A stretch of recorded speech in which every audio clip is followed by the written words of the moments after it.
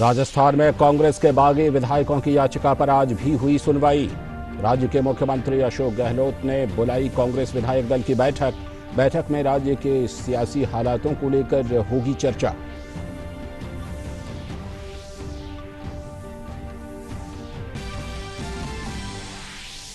प्रधानमंत्री नरेंद्र मोदी कल India ideas summit को करेंगे संबोधित। सम्मेलन में भारत अमेरिका सहयोग समेत कई मुद्दों पर होगी चर्चा। साथ ही महामारी के बाद वाली दुनिया में दोनों देशों के संबंधों के भविष्य पर भी होगा विचार। भाजपा ने कांग्रेस के पूर्व अध्यक्ष राहुल गांधी पर साधा निशाना। केंद्रीय मंत्री प्रकाश जावड़ेकर ने कोरोना के खिलाफ जंग में गिनाई सरकार की उपलब्धियां। राहुल गांधी पर वीर कोरोना योद्धाओं और देश की जनता का अपमान करने का लगाया आरोप। मानव संसाधन विकास मंत्री रमेश पोखरियाल निशंक ने आत्मनिर्भर भारत के तहत की मनोदर्पण की शुरुआत। छात्रों के मानसिक स्वास्थ्य और भावनात्मक कल्याण के लिए है ये पहल। कहा, मनोदर्पण में छात्रों के मानसिक स्वास्थ्य पर फोकस।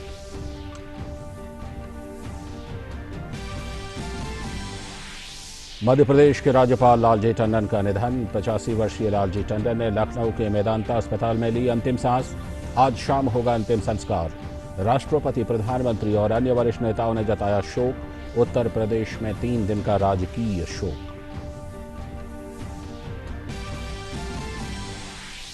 भारत में पिछले 24 घंटों में विभिन्न प्रयोगशालाओं में हुए 3,33,000 से भी ज्यादा टेस्ट। 23 राज्यों और केंद्र शासित प्रदेशों का राष्ट्रीय औसत की तुलना में प्रति 10 लाख पर ज्यादा टेस्ट। अब तक 7,24,000 से भी ज्यादा मरीजों ने दी कोविड-19 को मात।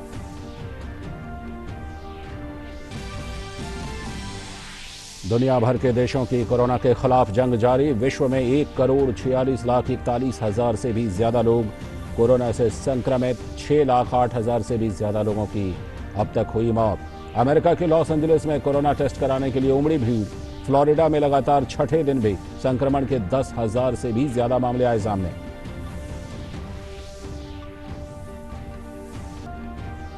नमस्कार, हिंदी समाचारों की इस बुलेटिन में आप सभी का स्वागत है। मैं हूं लाल चंद्र सिंह। देखते हैं खबरों को विस्तार से। इस वक्त की सबसे पहली और सबसे बड़ी खबर राजस्थान की राजनीतिक उठापटक से जुड़ी हुई। उच्च न्यायालय राज्य के पूर्व मुख्यमंत्री सचिन पायलट और कांग्रेस के 18 अन्य बागी विधायकों पर दायर याचिका पर सुनवाई आज भी उच्च न्यायालय में हुई। याचिका में पायलट और इन 18 विधायकों को राज्य विधानसभा अध्यक्ष की ओर से अयोग्य करार देने संबंधी नोटिस जारी करने को चुनौती दी गई थी। 2 स्वतंत्र पक्षकारों की ओर से इसी मामले में लगाई गई याचिका पर 2 बजे आज सुनवाई होगी। इसके बाद अदालत इस मामले में अपना फैसला सुना सकती है।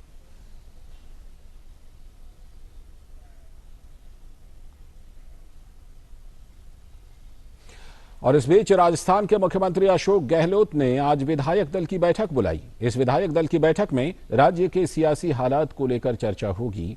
साथ ही विधानसभा का सत्र बुलाने की तैयारी पर भी रणनीतिक बातचीत हुई।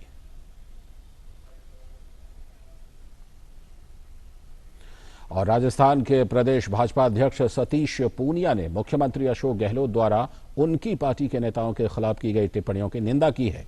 उन्होंने कहा कि इससे प्रतीत होता है कि गहलोत सरकार नैतिक रूप से कमजोर है और अपनी दुर्दशा के लिए भाजपा को दोष दे रही है। उन्होंने ये भी स्पष्ट किया कि वो पार्टी के कार्यों के संबंध में दिल्ली जाते हैं, लेकिन ना तो मानेसर गए और ना ही किसी असंतुष्ट कांग्रेस विधायक से मिले। राजस्थान की सरकार जिस तरीके से संकट में है और मुख्यमंत्री ने आज जिस तरीके की भाषा का इस्तेमाल किया, उससे ये साबित हो गया कि उनका नैतिक साहस अब टूट गया है। अपनी घर की टूट को बीजेपी के माथे पड़ना पुरानी आदत थी, लेकिन आज जिस भाषा का इस्तेमाल किया वो मुख्यमंत्री की भाषा नहीं थी, शोभा नहीं देती। लोग दिल्ली जाते हैं, पार्टी काम से जाते हैं, लेकिन उन्होंने जो कहा, मैं मानेसर में सचिन पायलट के गुट से मिलने कभी नहीं गया, जरूरत भी नहीं है, लेकिन उन्होंने जो कहा मुझे लगता है आधी अधूरी जानकारी के आधार पर और केवल किसी भ्रम और अफवाह के आधार पर मुख्यमंत्री जो बात कहे, तो मुझे लगता है कि ये भी दुर्भाग्यपूर्ण है।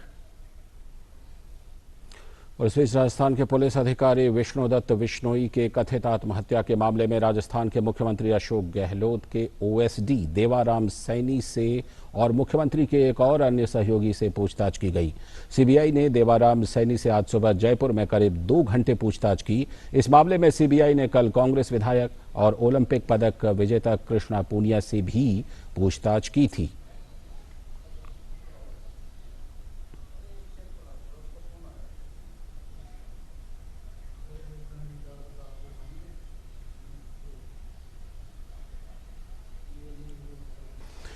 बढ़ते हैं दूसरी बड़ी खबर की तरफ। प्रधानमंत्री नरेंद्र मोदी कल इंडिया आइडियाज समिट में मुख्य भाषण देंगे।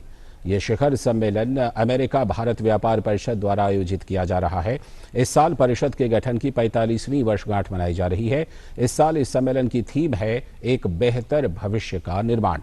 इस बैठक में भारत और अमेरिकी सरकार के नीति निर्माता, शीर्ष अधिकारी, व्यापार और समाज के कई विचारक भी शामिल होंगे। सम्मेलन को विदेश मंत्री एस जयशंकर, अमेरिकी विदेश मंत्री माइक पॉम्पियो, संयुक्त राष्ट्र में अमेरिका के पूर्व राजदूत निकी हेली भी संबोधित करेंगे। इस शिखर सम्मेलन में भारत अमेरिका सहयोग और कोरोना महामारी के बाद की दुनिया में दोनों देशों के संबंधों पर चर्चा होगी।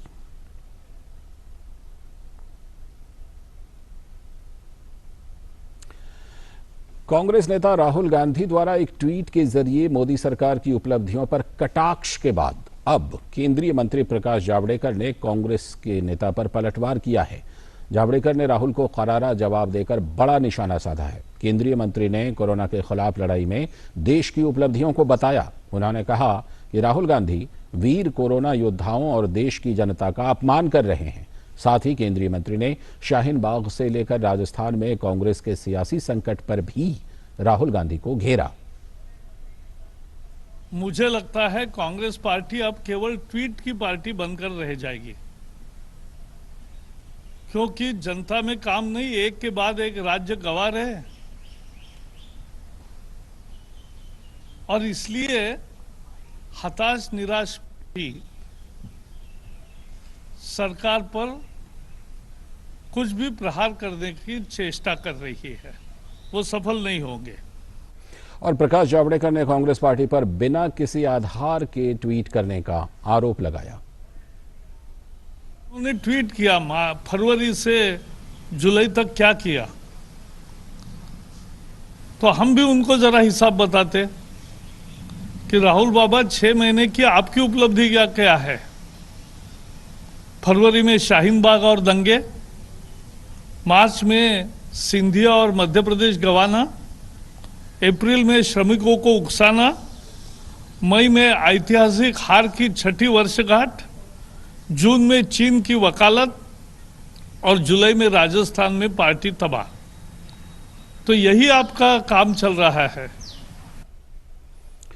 अगली खबर, छात्रों को मानसिक स्वास्थ्य और भावनात्मक कल्याण से जुड़ी सलाह देने के लिए मानव संसाधन विकास मंत्री रमेश पोखरियाल निशंक ने आज मनोदर्पण पहल की शुरुआत की। ये पहल छात्रों, शिक्षकों और अभिभावकों के लिए एक स्थायी मनोसामाजिक सहायता प्रणाली के रूप में काम करेगी। मनोदर्पण की शुरुआत करते हुए मानव संसाधन विकास मंत्री ने कहा कि आत्मनिर्भर भारत अभियान के तहत इस पहल को शुरू किया गया है। उन्होंने कहा कि मनोदर्पण पहल छात्रों, शिक्षकों, अभिभावकों और आम लोगों को ताकत देने के लिए है।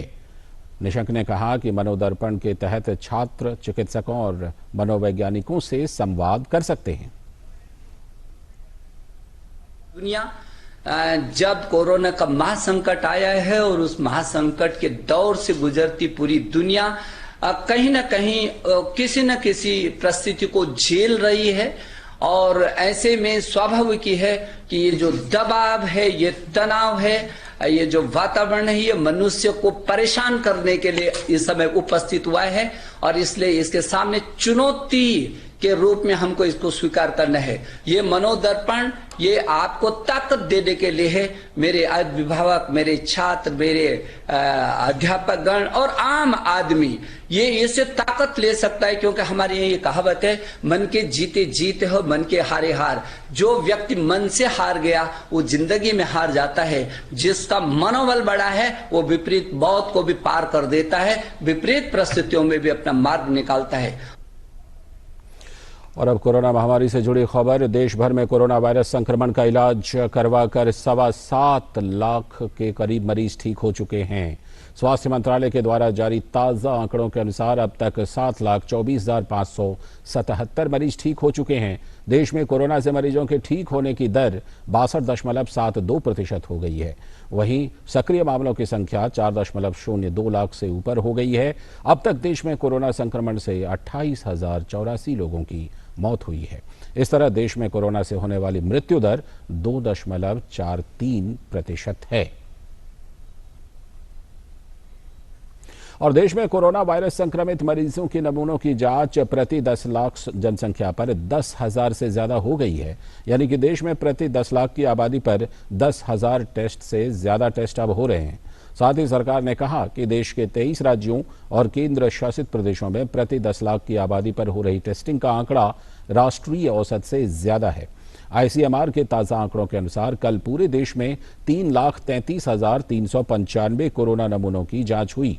इसके साथ ही अब तक देश में कुल मिलाकर 1,43,81,303 नमूनों की जांच हो चुकी है। देश में TPM यानी कि टेस्टिंग पर मिलियन का आंकड़ा 10,000 के पार कर गया है। RT-PCR टेस्ट के अलावा rapid antigen point of care test के कारण भी देश में कोरोना नमूनों की जांच में गति आई है। अभी पूरे देश में 892 सरकारी और 382 निजी लैब मिलाकर कुल 1,274 लैब में टेस्टिंग का काम चल रहा है, जिस कारण कोरोना टेस्टिंग के आंकड़ों में बढ़त देखने को मिल रहा है।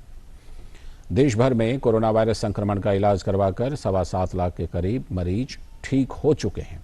स्वास्थ्य मंत्रालय के द्वारा जारी ताज़ा आंकड़ों के अनुसार अब तक 7,24,577 मरीज ठीक हो चुके हैं। तो वहीं सक्रिय मामलों की संख्या 4.02 लाख से ऊपर हो गई है। मरीजों के ठीक होने की दर 62.72% हो गई है और देश में कोरोना संक्रमण से अभी तक 28,084 लोगों की मौत हो गई है। इस तरह कोरोना से होने वाली मृत्यु दर 2.43% है।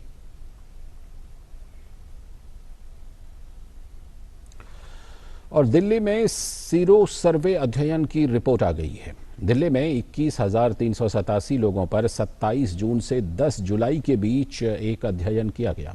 यह अध्ययन NCDC ने किया है, जिसमें दिल्ली सरकार ने भी सहयोग दिया है।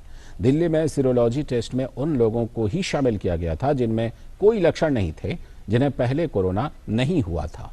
इसमें अलग अलग उम्र और इलाके के लोगों को शामिल किया गया है। दिल्ली के सभी 11 जिलों से 2,000 सैंपल एकत्रित किए गए थे।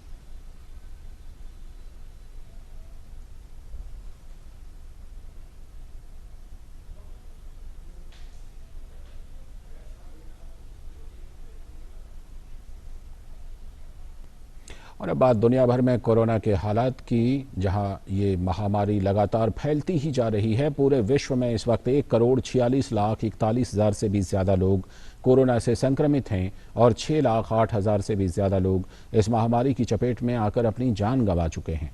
अमेरिका इस वायरस के संक्रमण से प्रभावित देशों की सूची में सबसे ऊपर है और यहाँ 38,23,000 से भी ज्यादा लोग कोरोना से संक्रमित हैं और 1,40,000 से भी ज्यादा लोगों की कोरोना की वजह से मौत हो चुकी है। देश के कुछ राज्यों में संक्रमण की रफ्तार स्थिर बनी रहने के बाद अब कोरोना के परीक्षणों में फिर से तेजी लाई जा रही है। कैलिफोर्निया के गवर्नर के संक्रमण के मामलों पर चिंता जताने के बाद लॉस एंजलिस में कोरोना टेस्ट कराने के लिए बड़ी संख्या में लोग जांच केंद्र पहुंचे। संक्रमण की स्थिर दर को खतरा मानते हुए प्रशासन की कोशिश है कि ज्यादा से ज्यादा लोगों का टेस्ट किया जाए ताकि सामुदायिक संक्रमण का खतरा कम हो सके। यही वजह है कि लॉस एंजलिस में काफी दूरी तक कोरोना जांच कराने के लिए कतारों में लगे लोग नजर आ रहे हैं। और इसी के साथ हिंदी समाचारों के इस बुलेटिन में फिलहाल इतना ही।